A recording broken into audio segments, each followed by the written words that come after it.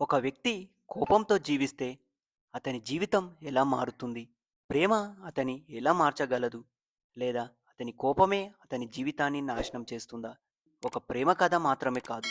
ఇది ఒక తిరుగుబాటు కథ. అదే 'డియర్ కామ్రేడ్' కథ.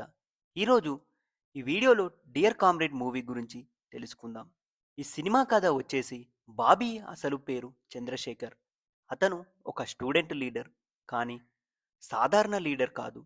తనకు అన్యాయం కనిపిస్తే వెంటనే రియాక్ట్ అయ్యే వ్యక్తి. అతని బిగ్గెస్ట్ స్ట్రెంగ్త్, అదే అతని బిగ్గెస్ట్ వీక్నెస్, అతని కోపం.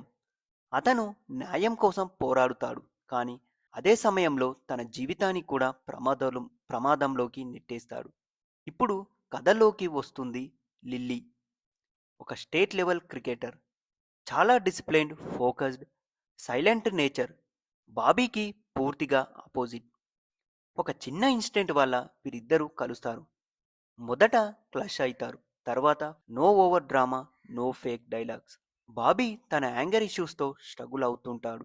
లిల్లీ మాత్రం అతన్ని చేంజ్ చేయాలని ట్రై చేస్తుంది. ఒక స్టేజ్లో బాబీ తన లైఫ్లో ఫస్ట్ టైం నిజంగా హ్యాపీగా ఫీల్ అవుతాడు. అతనికి ఒక రీజన్ దొరుకుతుంది, అది లిల్లీ. సినిమా కాన్ఫ్లిక్ట్స్ ఏంటో, కానీ లైఫ్ అంతా స్మూత్గా ఉండదు. లిల్లీ తన క్రికెట్ కెరియర్లో ఒక పెద్ద ప్రాబ్లం ఫేస్ చేస్తుంది. ఒక కోచ్ ఆమెతో తప్పుగా బిహేవ్ చేస్తాడు. ఇది చాలా సెన్సిటివ్ ఇష్యూ. లిల్లీ మెంటలీగా బ్రేక్ అయిపోతుంది. తన డ్రీమ్, తన ప్యాషన్ అన్నీ ఒక్కసారిగా కుళ్ళిపోతాయి. ఈ విషయం బాబీకి తెలిసినప్పుడు అతని యాంగర్ మళ్ళీ బయటకి వస్తుంది. అతను రివెంజ్ తీసుకోవాలని డిసైడ్ అవుతాడు. కానీ ఇక్కడే ప్రాబ్లం స్టార్ట్ అవుతుంది.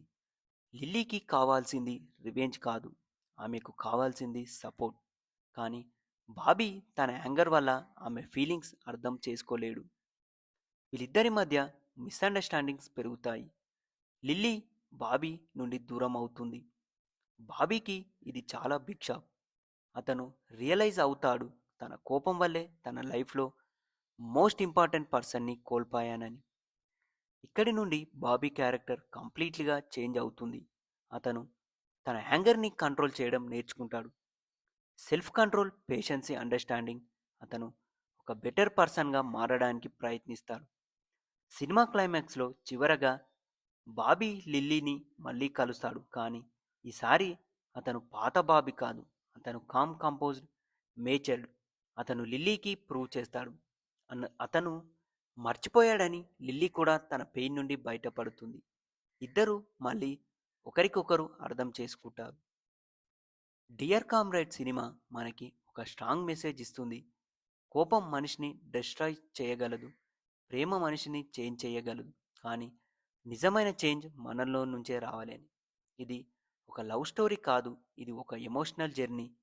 ఇది ఒక వ్యక్తి తన ఫ్లాస్ని ఎలా ఓవర్కమ్ చేశాడు చూపించే స్టోరీ. మీరు కూడా ఎప్పుడైనా కోపం వల్ల ప్రాబ్లమ్స్ వచ్చాయా? కామెంట్లో చెప్పండి. 70mm పోస్టర్లో మేము సినిమాలకు సంబంధించిన ఎన్నో వీడియోలు చేశాం. మీరు మా పేజీని ఓపెన్ చేసి ఆ వీడియోలు చూడొచ్చు. ఇలాంటి ఇంట్రెస్టింగ్ మూవీ ఎక్స్ప్లెనేషన్ కోసం 70mm పోస్టర్ ఛానల్ని సబ్స్క్రైబ్ చేయండి.